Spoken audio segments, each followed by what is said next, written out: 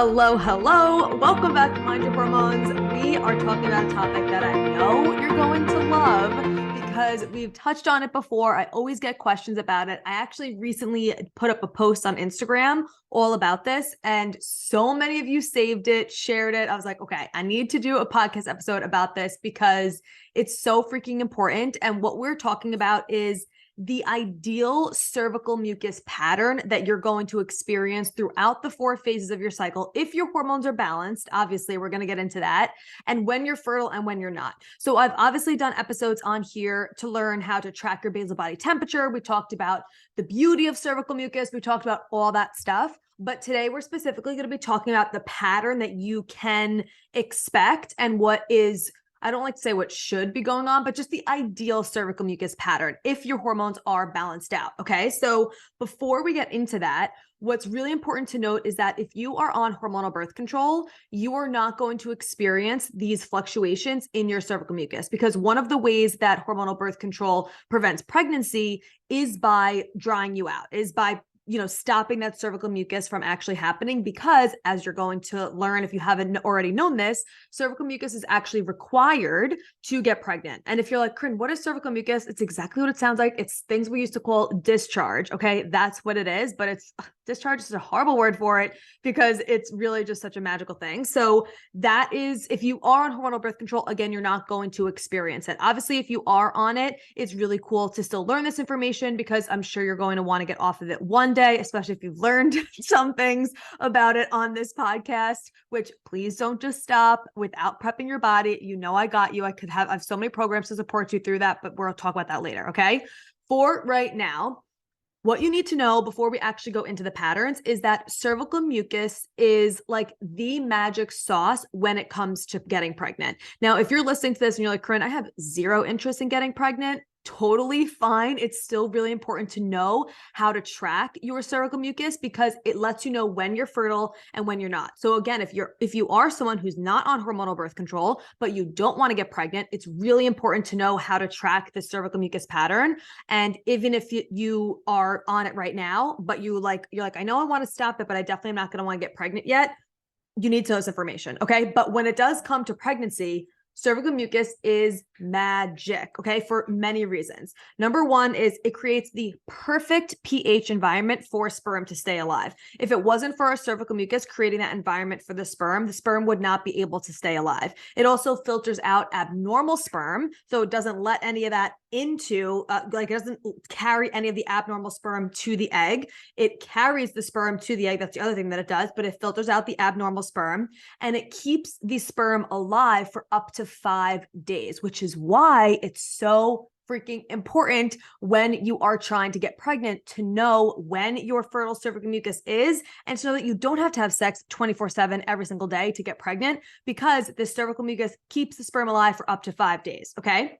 So it's pretty much the queen when it comes to fertility is what you need to know. All right. So the ideal cervical mucus pattern that I want you to be aware of throughout the 4 phases of your cycle, which are the follicular phase, ovulatory phase, luteal phase, and menstrual phase, is because your hormones fluctuate throughout the month. That's why we have cycle phases, because our hormones are fluctuating. When they're fluctuating throughout the month in each cycle phase, this is causing your cervical mucus pattern to also fluctuate, because cervical mucus is produced by estrogen, and estrogen changes throughout the month. It's not the same every single week, every single day. That's why you're not going to feel the same way. That's why your metabolism changes.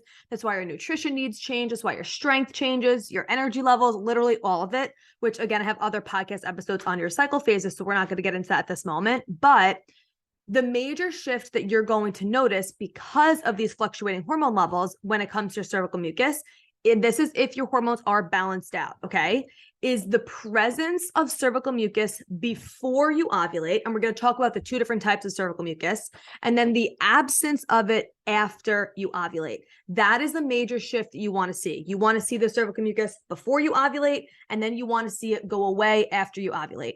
A lot of people who have imbalanced hormones will notice a lot of cervical mucus even after they ovulate, leading up to their period in their luteal phase, the 10 to 14 days before you get your period. Now, if you do have this cervical mucus in your luteal phase, that's a sign that you probably have too much estrogen in relation to progesterone, because again, estrogen is what creates cervical mucus. So this could also come with symptoms of painful periods, cramps, acne, migraines, PMS, breast tenderness, water retention, extreme fatigue, heavy periods, things like that. Okay. So that is the big shift that you want to notice. Now, right after you get your period is when you're going to have some dry days. Okay. That's like in the follicular phase. So right after your period, you're going to have some dry days where you're going to notice none or barely any cervical mucus. Okay. But after that is when you're going to start noticing an uptick in your cervical mucus in your follicular phase, because in your follicular phase, that's when your estrogen is slowly beginning to increase, which is increasing your cervical mucus. And the reason why your estrogen is slowly increasing in this follicular phase is to prepare for ovulation, is to get all your hormone levels where they need to be in order for the follicle to swell up, to then burst, to release the egg, to do the whole ovulation process. Okay. So what you're going to notice is right after your period, you should have some dry days where you really don't see any cervical mucus present. There won't be anything really on your underwear. It'll just be pretty dry. After that is when you're going to notice a creamy, lotiony consistency cervical mucus that you'll probably see in your underwear. This is probably what, again, you've heard of as discharge. Now, if it were to get on your hands, it would dry up pretty quickly. It's not stretchy. It's not slippery. It literally looks like a creamy lotion. Like if you were putting lotion on your body, that's what it looks like. It's that kind of creamy consistency. Now, any type of cervical mucus could potentially be quote unquote fertile, meaning you should, if you are someone who definitely does not want to get pregnant and you're not on hormonal birth control, any type of cervical mucus you see is definitely something you want to just be cautious of having unprotected sex during that time. Because while this creamy, lotiony consistency is not technically your peak fertility cervical mucus, it could still potentially be, because everybody has a different amount of cervical mucus. Everyone experiences a different amount of days of peak cervical mucus, which we're going to talk about. So it's not always the same. But this technically really is what we would call your non-peak cervical mucus. This you'll notice kind of in like the middle of your follicular phase. And then it moves into your fertile cervical mucus. As you get closer to ovulation, your estrogen increases even more, which increases the amount of cervical mucus that will it not only does it increase the amount that you're going to see, but it also changes the consistency of it. It goes from this lotiony, creamy consistency and not too much of it to a raw egg white consistency where it's clear, it's stretchy, it's slippery. Literally, if you wipe, or when you wipe, not if you wipe, hopefully you're wiping, when you wipe after you pee or whatever, it literally is slippery. Like you will actually feel a slip. You know what I'm talking about if you have experienced this, okay? If it gets on your hands, it's clear, it's stretchy, like it will stay wet. You'll literally be able to, if you're watching this on video, you'll literally be able to, like, if it's, in between your fingers, you could stretch it in between your fingers and it won't like go into your hands like a lotion, like the non-peak cervical mucus. Okay. So this is the shift that you're going to experience.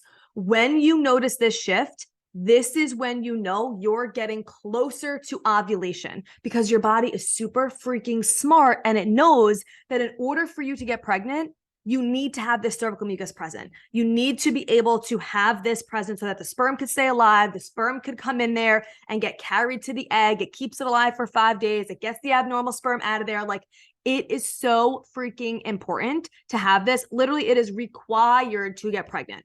This cervical mucus is required to get pregnant. So when you see this raw egg white consistency cervical mucus, you could see it in your underwear. It'll be slippery when you're wiping. This is your most fertile cervical mucus, your most fertile cervical mucus, and knowing that you are getting very close to ovulation. And this is when you can get pregnant, because again, ovulation, the actual act of ovulation is 1 day. It's a 24-hour situation, boom, boom, done. It's 1 day. The follicle bursts, the egg releases, and then you're fertile for about 24 hours after ovulation. However, you are fertile for about 5 days before ovulation. So if you are trying to get pregnant, you want to have sex before you ovulate, within that 5-day period before you ovulate. And if you're like, okay, Corinne, what are the 5 days before I ovulate? It's different for every single person, and it's going to be different sometimes every single month. You don't always ovulate on the same exact day because ovulation responds to our internal and external environment. So it can shift and change based off of your energy needs that month, based off of your stress levels, based off of your nutrient needs. If you were sick, if you're, there's so many different factors that can change your ovulation date. When I personally got pregnant, normally I always ovulate on day 21. My period was like, my cycle was very consistent. Obviously, after the years and years that it wasn't, if you've been here for a while, for decades, I had an irregular period. I'd get like 3 a year, maybe. And then I had nothing for 2 years. But once I actually got it regulated out, I followed what I didn't know it was called the Mind Your Hormones method then, but what's now the Mind Your Hormones method to actually get my period back, all of these things. It was pretty consistent where when I ovulated each month, it was on day 21. However, sometimes it would shift. And the month I actually got pregnant, I ovulated early. I think I ovulated on day like 16 or 15 or something, like way earlier than usual. But the reason why I still was able to get pregnant and we got pregnant on this first try is because I saw the cervical mucus and I was like, oh, okay. Like, this is weird. I'm like, usually I don't ovulate this early, but the cervical mucus is there. So obviously I'm fertile, or I'm just going to have a lot more days of cervical mucus this month. So we had sex, obviously ovulated like 3 days later, got pregnant. So the point is, you can't always predict the day that you're going to ovulate, which is why looking at your cervical mucus pattern is so freaking important. So when you see this raw egg white consistency, it is either go time or wrap that shit up if you do not want to get pregnant, okay? Because this is when you can get pregnant, because sperm can stay alive for up to 5 days. So you could see this raw egg white cervical mucus on Tuesday, and then you could ovulate on Friday or Saturday, and you could still, see this raw egg white cervical mucus on Tuesday, have sex, right? That's the important part, have sex, and then ovulate on Saturday and still get pregnant, okay?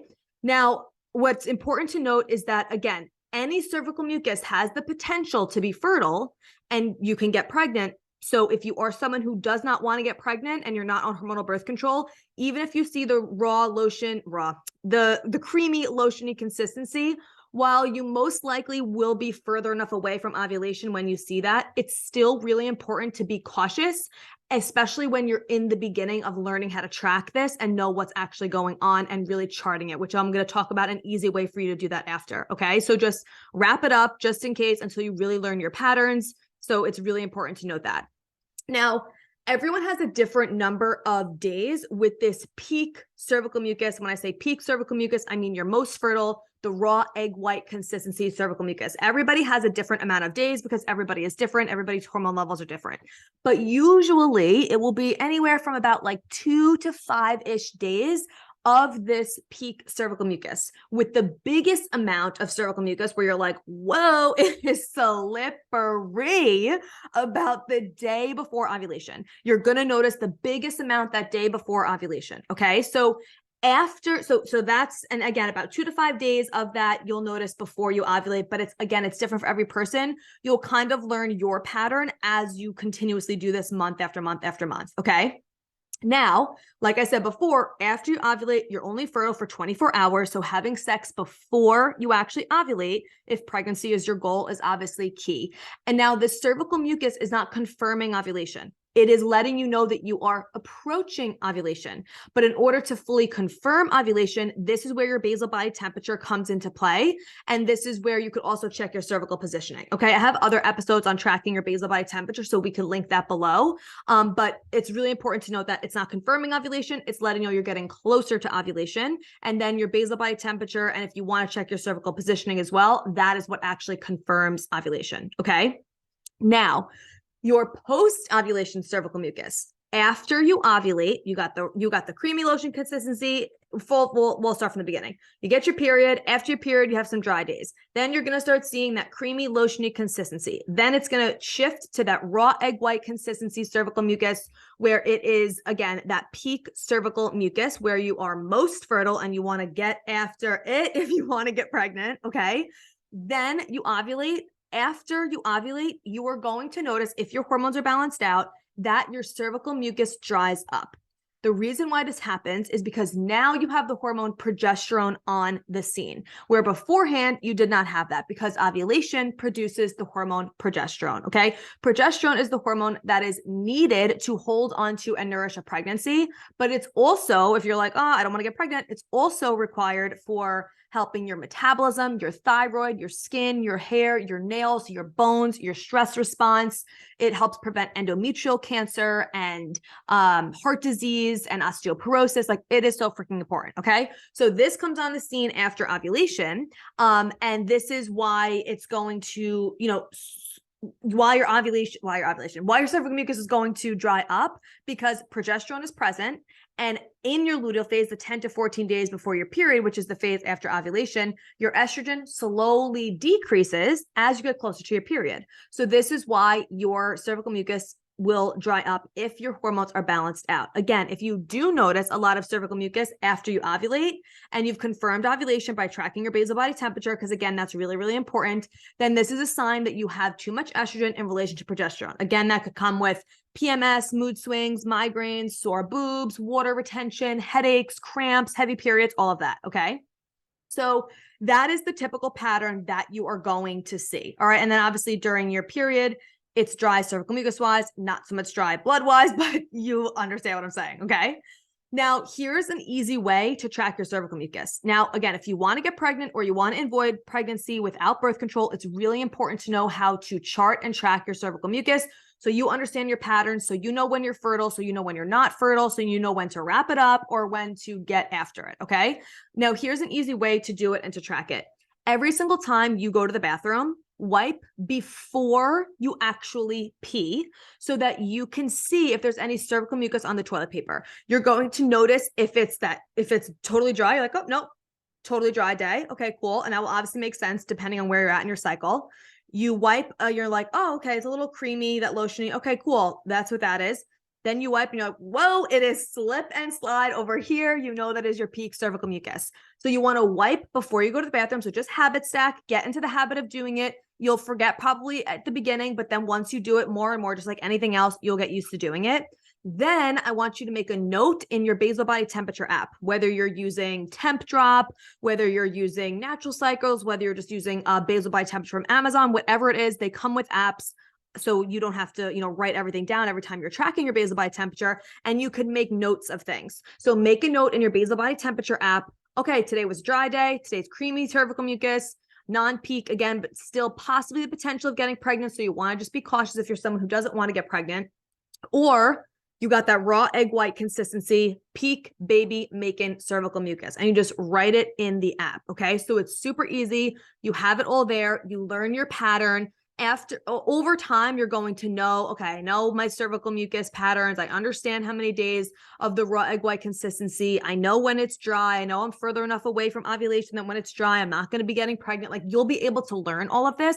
Obviously, working with someone is really, helpful for this. But I think this is really important for us to know as just like body literacy. Like, we never learned this about our bodies. And it's so freaking cool that we have something that we could physically see that is allowing us to measure where we're at in our cycle, how fertile we are at the moment, when we're not fertile, like all the things. And if you're someone who you're like, Corinne, I am not seeing this pattern. I don't see a drying up, a creamy, a lotiony. I don't see this raw cervical mucus, the raw egg white consistency, and I'm not on hormonal birth control, then obviously there are some hormone imbalances going on, which of course I could support you with. The Mind Your Hormones method is always available for you to hop in. The link is always in the show notes. This is your step-by-step roadmap, literally teaching you exactly step-by-step how to address the root cause of all hormonal imbalances. We go through all the major root causes, simple, easy things that you could do to shift your nutrition, your lifestyle, proper supplementation. Like, if you have been trying random supplements and random teas and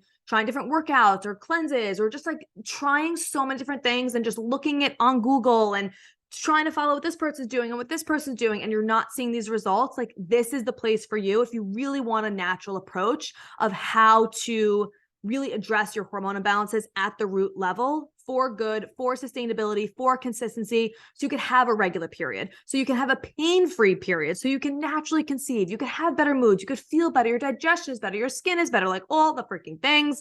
I can go on and on. The link is in the show notes. Okay. So if you're not noticing this and you know something is off, that is where you can go. If obviously you resonate with this, that's where you can go.